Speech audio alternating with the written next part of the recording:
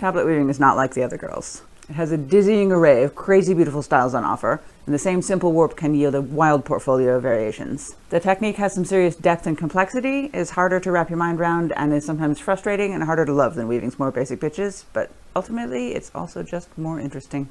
Its mechanics are really quite different from what I'll call normal weaving, and they invite exploration in a most beguiling way. For one thing, in most normal weaving, if multiple warp threads have a relationship to each other, it's because they're held to the same harness or otherwise made to move en masse, so you're kind of limited in how many weird patterns you can create. In tablet weaving, there's a relationship among the 4 threads in each card, which dictates to a certain extent what order they can appear in relative to each other, but each card can be manipulated quite independently of all the others, which introduces a whole world of interesting design possibilities. It's quite a lot more complex and difficult to conceptualize than regular old normal weaving, and therefore a character most suited to commanding our attention in the romantic drama metaphor I'm so awkwardly trying to construct here. Okay, never mind the awkward metaphor, it was maybe ill-advised, it's just that I do find difficult puzzles quite sexy. Anyway, I'm going to assume that you're here because you have at least heard of tablet weaving and you at least have a mild inclination to learn to do it. As with all crafts, most instructions on the internet will focus on giving you a simple to follow, bullet-pointed list of steps that, if followed meticulously, will result in a lovely product, but will leave you none the wiser as to what just actually happened. I'm not into that. If you want that, go look for literally any other video about beginner tablet weaving. I'm aiming to explain the mechanics well enough that you can thread up, start messing about, make a sampler that does all kinds of interesting stuff, some of it intentional, some of it not, and potentially start designing your own patterns, either on paper or with a fancy online design app. Don't get me wrong, I'm delighted if you just want to learn enough to follow other people's patterns, but really good weavers can see and predict what's happening well enough not to rely on other people's patterns, so let's aim to be really good weavers, shall we? Weaving is defined as the interlacing of warp and weft at right angles to form a cloth, or in the case of a narrow work, a band or a belt. And when we normally think of weaving, we imagine warp threads being lifted and lowered via heddles of some kind, so the weft can pass between to form the aforementioned interlacing. Pretty straightforward, easy to conceptualize. Tablet weaving complicates matters rather charmingly by forming that gap or shed using tablets or cards with holes in, and changing that shed by turning the cards either forward or backward, which is kind of the same and kind of different. So you've got a deck of cards with holes in the corners, and threads stretched between point A and point B by way of going through these holes, so that 2 threads are up and 2 are down in each card. As you turn the cards, 2 of the threads go from up to down or down to up, but 2 of them stay on the same side of the shed as they started on. The implications of this warrant further investigation. Also, because of this turning of 4 threads in one card, you're effectively twisting that group of 4 as you turn, so stitches lay diagonally rather than just a straight shot along the grain of the warp like in normal weaving. It's almost as if you're making a 4-ply twisted cord in each column of the warp, and they can tilt right or left depending on which way you turned the card in that pick. This also warrants further investigation, but I want to take a very quick look at 2 kinds of notation before I go on. There's this kind, which is super helpful for seeing what the pattern is going to look like, but is almost impossible to design directly in and very hard to follow as a chart while you're weaving, so you have to rely on written instructions telling you which cards to turn forwards and which backwards, which is fine for some and absolute hell for others. And there's this kind, which looks a lot less like what you're going to get when you weave it, but is easier to write, and in fact you'll see a lot of old school designers jotting designs straight down onto graph paper. And is also much easier to read without reliance on text. It tells you when to turn forwards and when to turn backwards through the convention of shading the square's background gray for backwards turns and or putting a red line in the chart where you're supposed to switch turning direction. I'll deep dive into charts in a minute, but let's look a little bit more at mechanics. I have here a warp with 18 cards, each with 3 light threads and 1 dark, just because it's easiest to explain.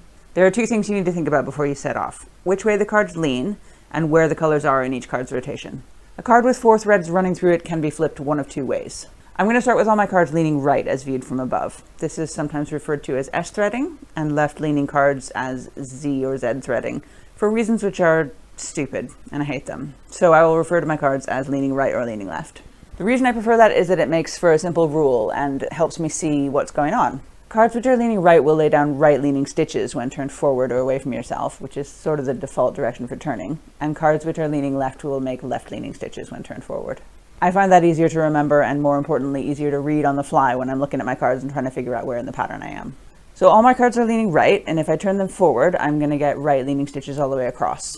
If I go through and set them up initially so that the dark thread is always one place behind the card to its left, cycling anti-clockwise as I work through the deck like this, then when I lay the stitches down by turning the cards forwards, that's going to make a pattern of diagonal stripes as each right-leaning stitch is laid above and to the right of the one before it. Now then, if I start turning the cards backwards, the stripes slant the other way because the stitches now lean left and the chasing order has effectively been reversed. You can ponder the details of those mechanics at length because it's a fun puzzle, or you can just see that it's true and accept it. Either way, it's kind of the basis for most of the designs that you'll see, laying stitches of similar and contrasting colors together in ways that are pleasing, and reversing the direction of the diagonal so the colors sometimes wander right and sometimes wander left. So it matters which way your cards are leaning initially, it matters what color warp thread is in each hole and the sequence across the deck, and it matters which way you turn the cards between picks. All notation usually has a threading chart which tells you how many cards are in the design, whether they slant left or right. Often they use the S and Z terminology, and usually that means this, but I have seen examples where they reverse them, so that's a thing. And what threads go through what holes in the cards. In theory. I find the ABCD terminology ambiguous a lot of the time. Cards tend to have the holes labeled ABCD on one side, and if the card gets turned around, which does happen mid-weave, the letter order is reversed, so that can cause confusion. Add to that the fact that in notation it's often written like this, top to bottom of the chart, and you'd be forgiven for assuming that meant you were going to be laying down the stitches in that order, so you need to thread your card with the letters facing to your left, so they turn this way. But then the chart reads from bottom to top, so usually you're weaving DCBA, which is counterintuitive, so sometimes threading charts will list it in this way from the bottom up, which makes more intuitive sense for me, but means that your cards have to be threaded facing to the right. And actually those two versions of the threading would be exactly the same. Literally just the ink printed on the card would be different, which kind of makes you think maybe the letters don't actually matter. And anyway, some cards might be leaning right and some left for the initial threading. So is it a rule that you have to start with all your cards printed on the side facing one way and all the A's in one corner? Yes, apparently that's a rule, and it's a dumb one, so I break it. Discarding the ABCD thing, the threading diagram does tell you important information. It tells you the initial slant the cards should have as you thread them, and the chasing order I've been talking about. And that's all you really need to get from it. Reading from bottom to top, the first turn of the cards should have these colors going across the top as the cards turn. The second turn of the cards should have these colors going across the top, and so forth. Provided you have your cards slanting the right way when you thread them, which way the printed side on the card faces and what letter is printed near what hole is only as relevant as you want it to be. When I'm threading warp, I like my cards to switch face when they switch lean. It makes it easier for me to see at a glance which ones are which while I'm weaving. And the letters end up where they end up. I do sometimes refer to the letters while I'm weaving. For example, I may note that they are in a particular sequence at one point in the design so I can check and make sure they're in the right sequence on the next repeat, but they work for me. All the markings on the printed faces and the letter labels are there for your convenience. Use them however you want, disregard them freely if you just want to cut straight to the spatial awareness. Here's an example. A 3-in-1 threading like what I'm using here is symmetrical. You can make one contrasting thread go in any position at either tilt just by turning and flipping the card. So you really can't get this wrong in the threading, you just have to move the cards around until you have the order you want. The same is true of 2-in-2 threadings, both adjacent and opposite. Just thread the cards any old way, ignoring the letters entirely, and you'll be able to fiddle it any way you need to if you can visualize the relationship between card slant, color order, and the resulting patterns. To take it from this threading to this threading, I just have to flip half the cards over from right leaning to left leaning, and then rearrange the starting positions so the chasing happens in the right order, symmetrically from the center. And you can do that anytime in the middle of a piece. It may make a bit of a stringy mess right at the point of transition, but for the sake of practice and getting your head around it, that's not a big deal. Once you have your head around it, you can find ways of making that transition from one pattern to another incrementally without the mess. To start refining your ability to predict the consequences of certain threadings and certain turning sequences, I recommend this lovely little free online app, linked to below, which is pretty simple to use and makes it really easy to mess about and get your head around designing. I'll tell you in a minute how to set it up and all that, but let's just take a look at the notation. You've got a threading diagram, which delightfully depicts the card slant rather than assigning an S or a Z, and which lets you assign the colors in the chasing order. Above that, you've got square notation for the weaving pattern, initially showing what it will look like with all forward turns. And above that, a translation into the other notation, which looks more like the finished weave will look. In the square notation, you can reverse the direction of any card at any point by clicking in a box. That box and all the subsequent boxes up the line will change slant because turning the card backward changes the slant of the stitches, and the color order will reverse. And the square's background will go gray so that you can see which ones are forward turns and which ones are backward turns at a glance. So clicking on every box across row 5 indicates to turn all the cards forward for 4 and then turn them all backwards, and then maybe turn them all forward again at row 9. But the most interesting patterns, of course, have reversals for some cards and not others in many rows. You can click around randomly and change individual cards at any point, and it's easy to make a complete mess. We'll look at how not to make a complete mess in a minute, but let's get back to the mechanics for an important note. This pattern is the simple diagonal stripes from before, but rather than reverse all the cards at once, I'm going to turn just 2 of them backwards at this point. And then after 2 picks, I'll add another 2. 2 picks, 2 more, all the way across. So the reversal of the stripe direction happens incrementally on the slant. Now, I'll go back to turning forward again and do the same thing again, but this time instead of turning some cards backwards, I'm going to flip 2, and then turn them all forward. Flip 2 more, turn forward, all the way across, and the same thing occurs because it's functionally the same thing to flip a card and turn it forward as it is to turn it backwards. Notation doesn't tell you which thing to do, you have to decide that for yourself, but sometimes it makes more sense to separate out some cards and turn some forwards and some backwards, and sometimes it makes more sense to flip a few cards and keep turning everything forwards. And this can lead to all kinds of tangled logic, because if you flipped a card, forward equals backward and backwards equal forward, and you can no longer rely on the notation to read the same way. And your head might explode. Notation tells you whether to turn a card forward or backward according to its original position in the threading diagram. So if you've been flipping cards here and there, the notation is kind of out the window and you're off-piste, which is fine, and you should try it. But it's hard and it takes practice to be able to predict the results. In your career as a tablet weaver, you'll probably do a mix of chart reading and winging it, and a mix of separate turning and flipping depending on the design.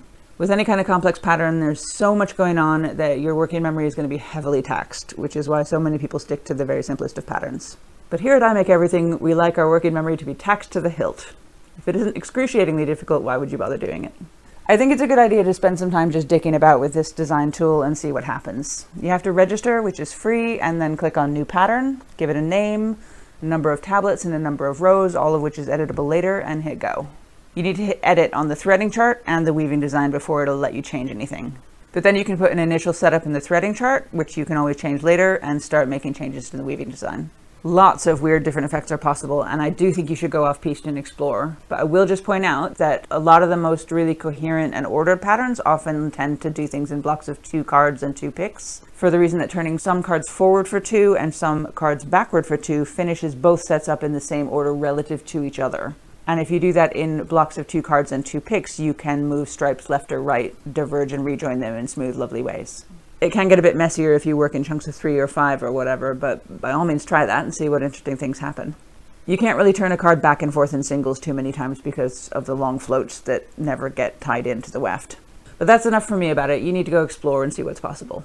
This tool lets you lose hours working out the giant multi-level logic puzzle that is tablet weaving without having to lose hundreds more hours actually winding and weaving off warps, which you should also do, and I'll talk more about winding a warp in a moment, but really the theoretical logic puzzle is a lot easier to get your head around if you don't have to fight with physical reality at the same time. I love this app, and I became a patron on the day I discovered it, which I recommend you do too, or just donate via one of the other methods to support Sheila in maintaining it and keeping it free from ads. I've charted a bunch of the stuff I'm weaving for this video. You can find it under my profile. I'll link below. Okay, here are some answers to the questions that I had when I was figuring all this out. I have made an unbelievable mess of this. How do I unweave? Unless the pattern is very simple indeed, unweaving and stuff is an absolute bastard. The best way to fix mistakes is not to make them in the first place. The best way to not make them in the first place is to see yourself about to make them and stop it. The best way to do that is to have made all the mistakes before at least 3 times each. So your first few pieces are going to be sacrificial. They're just sandbox pieces. Make a mistake, leave it in, and move on. You can make beautiful, flawless pieces later. Now is the time to say fuck it. If you must unweave, it's just a simple matter of turning each of the cards whichever way you have to free 1 pick at a time until you're back where you want to restart from. It takes ages and it's frustrating and you should avoid it. Seriously though, I just did what it said on the pattern. How did it go so wrong? Mate, it is so easy to get one tiny thing wrong and then every subsequent thing is built on a foundation of wrong. So it's really important to start whatever operation in the right place in the weave and do exactly the right number of picks for each orientation. You cannot do this and watch TV at the same time. If you can, pick a harder pattern and tax that working memory a bit more. As with all difficult skills, what seems unfathomably difficult today will just start to feel easy once you've done it 20 more times. How do I know where in the weaving I am by looking at it? I'm supposed to reverse when these 2 cards hit this side here. Is that now? The best thing is to look at the position of the threads on the cards. At this point in the pattern, the last thing that should have happened is that the rightmost card made the dark stitch, which means it had the dark thread coming over the top in that turn. So look at the card and see where the dark thread is and whether it just went over the top. And if so, then yes, it's time to start turning these 2 backwards after you've put a pick in. With this kind of notation, I find it helpful to think of the horizontal lines as the picks and the squares as instructions for which way to turn the cards after that pick and before the next. Wow, it sure is twisting up the warp, all this card turning. Is there anything I can do about that? Yeah, the quick and dirty method is to push each card's twist along the warp every now and again and try to forget about it, but eventually it'll twist up so much you can't anymore. A lot of patterns aim to even out the forward and backward turns over a repeat so that twists don't build up, but it's no fun to limit yourself to those patterns. If I have a pattern I want to weave that's going to leave the warp twisted, sometimes I chart it flipped as well so that weaving it that way up will untwist all the twists. Alternatively, there are ways to set up your warp so that you can just untwist it all from the far end. I'll talk about that in a bit. Why does it look such a mess on the back? That's because you're weaving the same pattern front and back, but the slant of the stitches is the other way around on the back, and so disagreeing with the order of the colors, so it's all jaggedy. There's nothing for it really besides weaving double-faced patterns, which I'll touch on in a bit, or learning to like it, which is my strategy. A lot of patterns do it intentionally. Why does it look such a mess on the edges? The twist that occurs as you weave imparts a bit of twisting force on the finished piece, and some patterns really resist lying flat. That's one reason you might want to add a simple border to provide smooth edges that will help a little. Also try wet ironing the finished piece. But some patterns are always going to be a bit wiggly.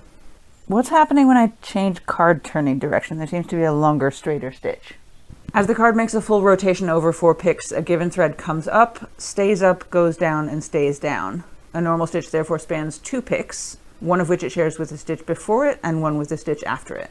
When you change turning direction, the stitch that just came over the top, instead of being pinned down on the diagonal with the next pick, goes back over the top before being pinned down, spanning 3 picks in a straight line, and looks a little different on the face of the piece. And all of that is not very well depicted in this style of chart, which is why this other style of chart was developed, to show the diagonals and the intersecting stitches better. And it's pretty accurate to the reality of weaving, although it shows these reversal stitches as 2 stitches when they are in fact one long one. But that's a minor gripe, really. It's a stunning work of data visualization. Well done to the team of people who invented it. So we've been looking at a simple 3-in-1 warp, but of course there are lots of threading patterns to give you a variety of results. 2-in-2 adjacent behaves a lot like 3-in-1 and is suitable for a lot of the same variations, but it looks a bit chunkier and less delicate. 2-in-2 opposite is more dense and complicated looking when you weave it up, and it looks especially fun and interesting if you use 2 different lights on the same dark or vice versa. I mean, look at this shit. So cool. And of course there are other styles which are totally different from what we've been looking at. I really like this rosebud trellis pattern I learned from my mother, but its threading pattern is really complicated and a different set of colors on almost every card, so it's a pain to warp. And then you can't really improvise the way that you can with a simple threading, so you might get bored after 10 centimeters of your very repetitive 2-meter belt. And there are also a couple of completely different techniques that I'll just point out briefly. Double-faced uses 2-in-2 adjacent threading, but alternates turning direction every 2 picks to keep one color on top and one below, except for the blocks where you bring the contrast color to the surface to make pixel art style patterns wherever you please. This is used for stuff like Linda Hendrickson's lettering patterns and this crazy 19th century Persian piece I saw in the David collection in Copenhagen once. Blew my mind. And thank you so much to the David collection for sending me the high-res photos. Anyway, that technique is a whole other video, sorry. And there's also brocade, which uses 2 shuttles and 2 wefts, one for a background and one that creates a pattern on top, not with a sequence of card turns, but with a pickup technique where you manually select which threads the weft goes over and under, which looks lovely, but if you're doing pickup, just do normal ankle weaving, it's a lot easier. The tablets or cards are exactly as simple as they seem. I use square cards with 4 holes in, and you can do this with either 3 or 6 or however many holes, but who's got time for that? Maybe you, not me, I'll stick with 4. Schacht makes some nice, reliable, basic ones available from many suppliers of weaving materials.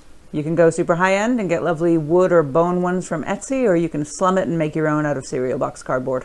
Nice ones are often easier to work with, but if you just want to crack on and give it a go, there's no reason not to break out the scalpel and hole punch. Size is kind of up to you. Too small are hard to get a good shed out of, and too big are hard to flip. I go for about 5 or 6 centimeter.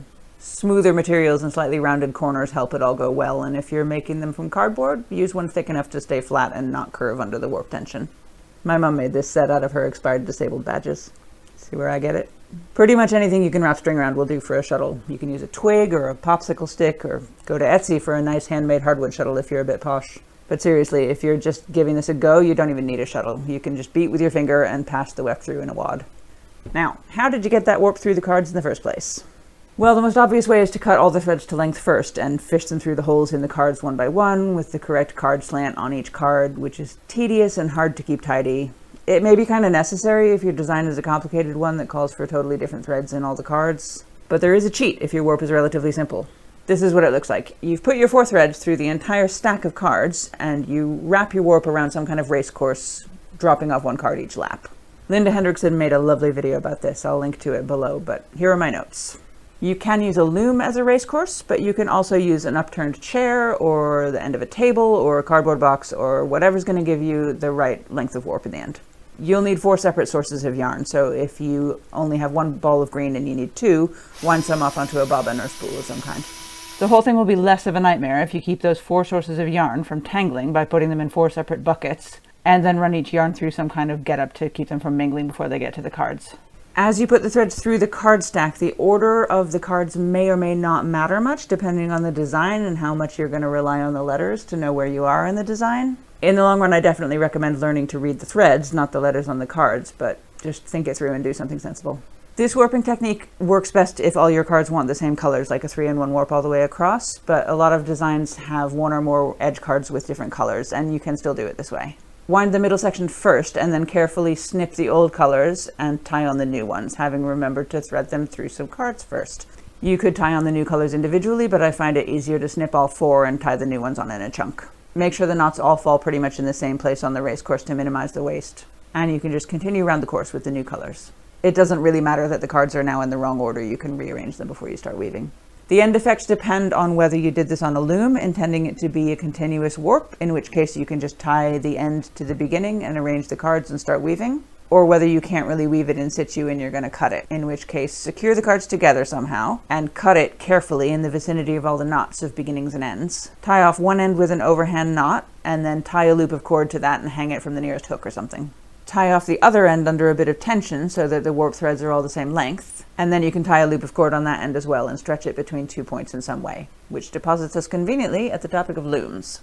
A loom in this context is just whatever you're using to keep your warp under tension while you work. Obviously there are fancy looms available to buy with lots of pegs for different lengths of warp and tensioning devices and lovely portability, and they're great, not least because you can wind a warp directly on the loom and then just advance it by push-pulling the continuous loop of warp around the race course as you weave. But if you're loomless, you can still get on with it right now by just using something you've got lying around. One option is a backstrap loom, where the tension is between you and the hook on the wall. All you need is a hook to tie onto at that end and a belt at this end, or a weight to keep it under tension like these sandbags I made.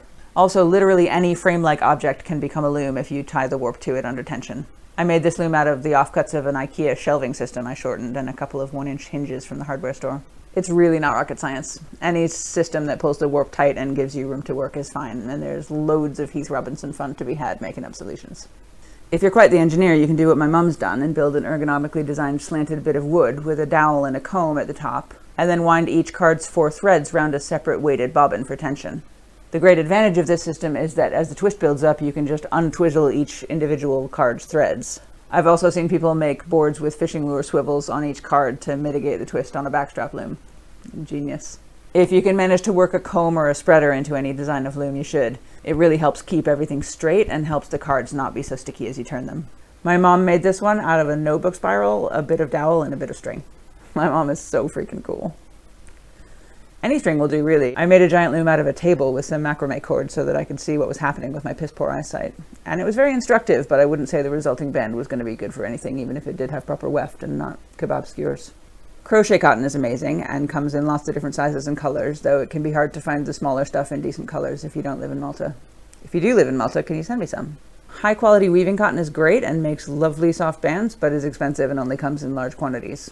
Embroidery floss works pretty well, and you can use it fat or strip it into strands. I stripped some down into single strand, which made beautifully soft detailed weaving, but I found it got quite chewed up by the cards, which I guess is because it's less tightly spun by comparison with crochet cotton of the same girth. You could use literal sewing thread, but that would be very small and fine indeed. I applaud your ambition.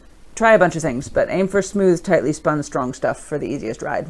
If you're still with me, congratulations, both on getting to the end of this monster of a video and also on your budding relationship with tablet weaving. I think you're going to get along great. The best way to get started is to just, start. Hopefully you can figure out any confusing bits by just thinking it through and messing about. And if you do have any questions, feel free to ask them in the comments. And until I'm too famous and successful to read them, I'll be happy to help.